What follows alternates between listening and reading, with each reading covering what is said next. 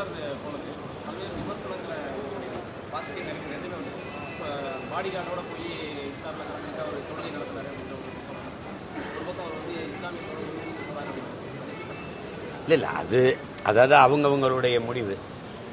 இப்போ நாங்கள் அதை அந்த மாதிரி செய்கிறதுல எனக்கு சொந்தக்காரர்கள் நிறைய இஸ்லாத்தில் இருக்கிறாங்க. இதில் இப்போ நான் சொல்கிறேங்கல்ல, எங்கள் மச்சான் எங்கள் அதெல்லாம் எனக்கு நோன்பு கஞ்சி கூட வீட்டுக்கு தான் அனுப்பி வைப்பாங்க.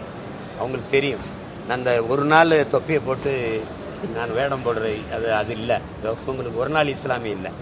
நான் என் மக்களின் உணவுக்கானவன் இல்லை, அவங்க உணர்வுக்கானவன், உரிமைக்கானவன், உயிரானவன். அதனால அந்த நெத்தியில் திருநீரை வச்சுக்கிட்டு தொப்பியை போட்டு நோம்பு கஞ்சி குடிச்சாலாம் இருக்குது. காட்டவா? அது தம்பி அதை விரும்புகிறாரு, செய்கிறாரு. அதில் போய் விமர்சிச்சுக்கிட்டு இருக்க வேண்டியதில்லை. அது அவருடைய. அதனால் அவர் இஃப்தார் விருந்தில் தொப்பியை போட்டு பங்கேற்றதுனால தானே இந்த விலைவாசி ஏறிடுச்சு. அதனால தான் நாட்டில் இவ்வளோ பிரச்சனை, அதனால தான் அடிக்கடி மின்தடை ஏற்படுதுன்னு சொன்னீங்கன்னா விவாதிக்கலாம். அதனால யாருக்கும் எந்த பாதிப்பும் இல்லை. போனார், சாப்பிட்டாரு, போயிட்டார். அதான் அவர் விருப்பம். நாட்டுக்கும் மக்களுக்கும் அதனால என்ன பிரச்சனை, அதனால வந்த தீங்கு என்ன? ஒன்றும் இல்லை, விட்டுருங்க.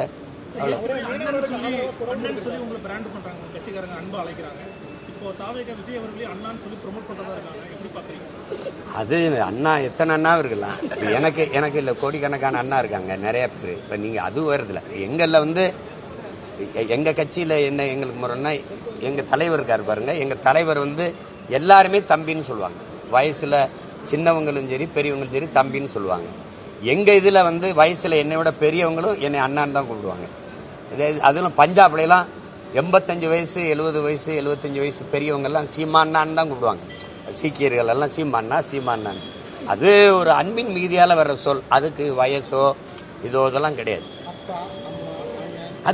அது இதயத்தின் அடித்தளத்திலிருந்து அன்பின் மிகுதியில் வரக்கூடிய சொல். எல்லாரும் சொல்லுங்க எங்க சொல்லுங்க அப்பா அப்படிலாம் சொல்றது இல்லை. ஜெயலலிதா அவர்களே அம்மான்னு இருந்தால் நம்ம குலத்தில் நம்ம பரம்பரையில் பெண்களை சின்ன குழந்தையா இருந்தால் தங்கச்சியா தாயே அம்மா அப்படின்னு கூப்பிட்ற பழக்கம் இருக்கு.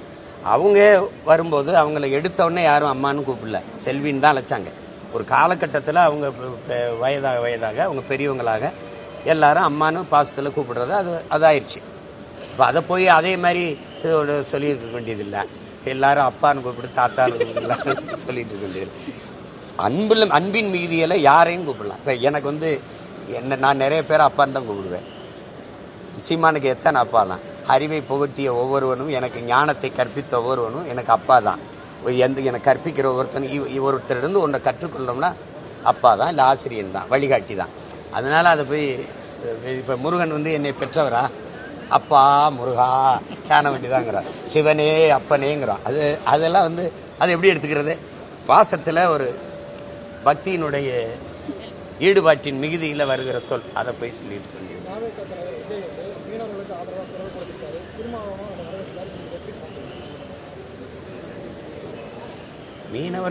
மீனவர்களுக்கு ஆதரவாக குரல் கொடுக்கறத யார் வேணான்னு சொல்லுவா? இதெல்லாம் ஒரு கேள்வி. வரவேற்கிறீங்களா? அதுக்கு நான் எதிர்ப்பமா என்ன? வரவேற்போம்.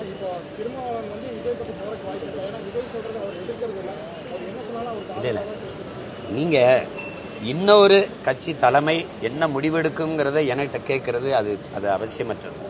எங்கள் அண்ணன் இங்கே போவாரா இல்லை திமுக கூட இருப்பாரான்னு எங்கள் அண்ணன் திருமாவளவன் தான் கேட்குறேன்.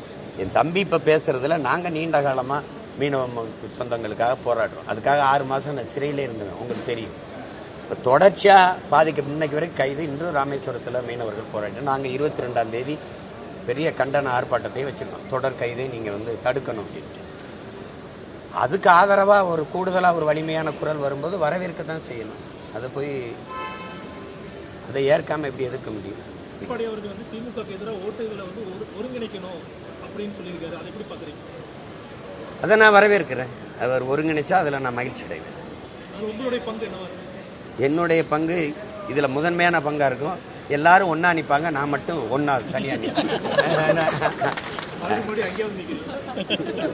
நான் மட்டும்தான் உருப்படியாக நிற்கிறேன் தம்பி. நீங்கள் எல்லாருமே உங்களுக்கு ஒரு நோய் இருக்குது. இந்த நாட்டு மக்களுக்கும் இந்த மாதிரி ஊடகவியலாளர் உங்களுக்கும் கூட்டணி இல்லாமல் வெல்ல முடியும். எப்படி வெல்ல முடியும்னு கேட்குறீங்க?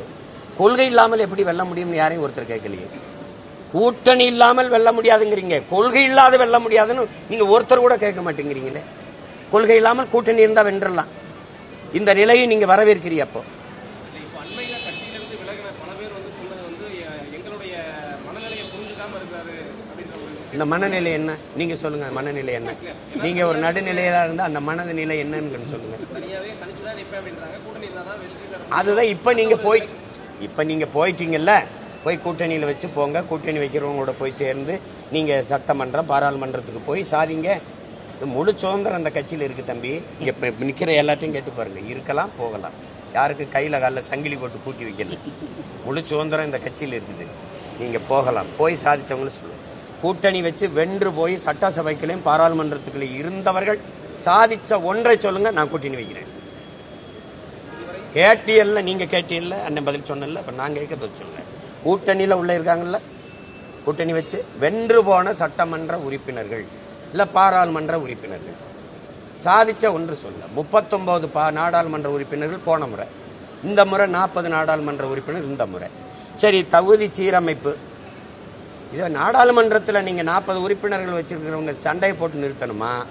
இங்க உட்காந்துட்டு அனைத்து கட்சி கூட்டத்தை போடணுமா? நான் கேட்கறதுக்கு பதில். நீங்க எது ஒன்றுக்குமே எனக்கு பணம் தரல நான் எப்படி சம்பளம் கொடுக்கறதுன்னா, டாஸ்மார்க்கில் மட்டும் 1 லட்சம் கோடி 3 ஆண்டுகள் அடிச்சிருக்கீங்கன்றான். நானா சொல்றேன்?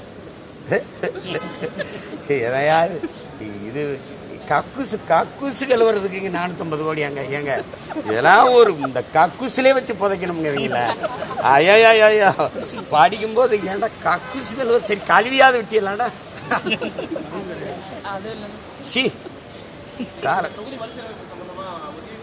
இல்ல தொகுதி சீரமைப்பை நாங்க கேட்கறது எங்களுக்கு அவங்களுக்கு நிலைப்பாடு வேறு. தொகுதி சீரமைப்பு 2023லயே நான் ஏற்று பேசல. தொடக்கும் போதே இப்ப இவங்க தேர்தலுக்காக பேசுறாங்க. அனைத்து கட்சி கூட்டம் போட்டு பேச வேண்டிய 1000 பிரச்சனை இருக்கு. தினம் என் மீனவன் கைது பண்ணப்படுறான், அதான் இங்க பேசல. நாடாளுமன்றத்துக்கு 40 அதிகபட்சமா எல்லா உறுப்பினரும் எங்க இருக்காங்க? திமுக. அங்கதானே பேசணும். அங்க தர்க்கம் பண்ணணும், வாதத்தை எடுத்து வச்சு அதை தகர்க்கணும், அதை தடுக்கணும். அதுதான் அதுக்காக தான் நீங்க தேர்வு செய்யப்பட்டு போயிருக்கீங்க. இங்க அனைத்து கட்சி கூட்டம் போட்டு தீர்மானம் போடுறதுல ஒரு பயனும் இல்லை. 2வது, சீரமைப்புங்கிற முறை நாங்க கேட்கறது, நாம் தமிழர் கட்சியின் கொள்கை நிலைப்பாடு என்ன அப்படின்னா, 30 கோடி இருக்கும்போது 543 நாடாளுமன்ற உறுப்பினர்கள் இருந்துச்சு. இப்ப 150 கோடியை தொட்ட பிறகு மக்களின் எண்ணிக்கைக்கு ஏற்ப பிரதிநிதித்துவம் இல்லைங்கிறது எங்க நிலைப்பாடு.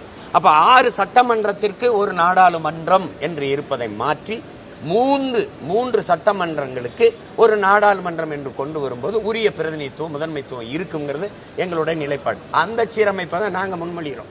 அப்ப இதுல இது குறைஞ்சிரியா? நீ 6 சட்டமன்ற, ஒரு பாராளுமன்ற உறுப்பினர், நாடாளுமன்ற உறுப்பினர் 6 தொகுதியை போய் சுத்தி பார்த்து என்ன வேலை செய்வார்? தேர்தல் வரும்போது பிரச்சனைகளை கேட்க போகிறோம், கேட்டறிய போகிறோம். அப்ப ஒருத்தர் என்ன சொல்வார்? பிரச்சனையே நீதான் ஜாமி. 5 வருஷம் கழிச்சு இப்ப என்ன பிரச்சனைன்னு இப்பதான் கேட்கிறாரு. நீங்க கேட்டாங்க பாருங்க, கேட்கறாங்க. இப்ப இந்த தேர்தலையும் கள ஆய்வு பண்ணுவாங்க. என்ன பிரச்சனை? பிரச்சனையா? நீங்க தாயா பிரச்சனை சாமி. இது அந்த மாதிரியான சீர்திருத்தத்தை, மாற்றத்தை சீராய்வை அதுக்கு அதை தான் நாங்க முன்மொழிகிறோம். 3 சட்டமன்றங்களுக்கு ஒரு நாடாளுமன்றமா இருக்கணும்னு நாங்க நினைக்கிறோம். அப்ப நான் வேளாண்குடி மகன், எனக்கு அவர் போய் பேச வேண்டியதில்லை, நானே பேசிடுவேன். நான் ஒரு மீன் பிடிக்கிற பரதவர், நான் மீனவன், நான் என்னுடைய சிக்கலை நானே பேசிடுவேன். இப்ப நான் என்னுடைய பிரதிநிதி போறாரு, அவர் என்ன பேசுறாரு, என்ன பண்றாரு.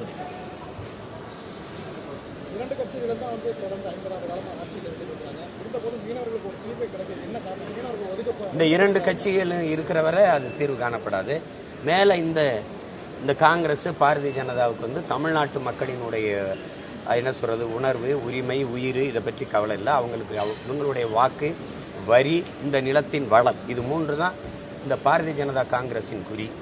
இங்கே இருக்கிறவங்களுக்கு எப்படியாவது ஏமாற்றி இந்த மக்களை இலவச வெற்று அறிவிப்புகள் இந்த இதில் அறிவிச்சுட்டு இந்த வாக்கு காசு கொடுத்து வாங்கி இந்த அதிகாரத்தில் தொடர்ந்து நீடிக்கணுங்கிறத தவிர இந்த மக்களினுடைய வாழ்வு, நலம், அவருடைய எதிர்காலம், பாதுகாப்பு, அதை பற்றி கவலையே கிடையாது.